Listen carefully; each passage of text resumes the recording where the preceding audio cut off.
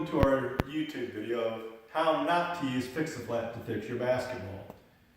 Fix-A-Flat is meant for tires, not for sports balls. You can probably use it in small amounts, which we did not use. We used half a can and we turned our basketball into a muscle ball. We put our little blow-up needle at the end of our Fix-A-Flat. You just screw that in there. Shake up your can of Fix-A-Flat for 30 seconds. Press on the yellow plunger.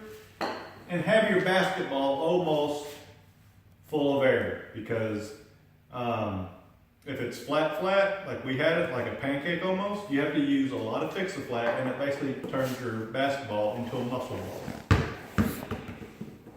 So it's ruined. Not that it was working all that well before, because it had a flat, it's just no ball. But when you use it, excuse me, you want to use a couple quick squirts. Take the needle out and then just spin your basketball, and it's going to put that coat, the Fix-A-Flat, on the inside and spread it around. But this thing is solid as a basketball can be. It just does not bounce, and when it bounces awkwardly because all the material from the Fix-A-Flat is settled to one side. And we only used about a half a can of Fix-A-Flat to fix a basketball. You don't need a whole can.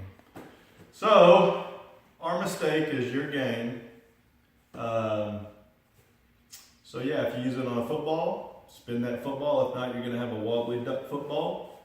A soccer ball the same, volleyballs, basketballs, but that's it. Lucky Christmas is coming up for Santa to find a new basketball. Anyway, that is all. Thank y'all very much. Bye, YouTube.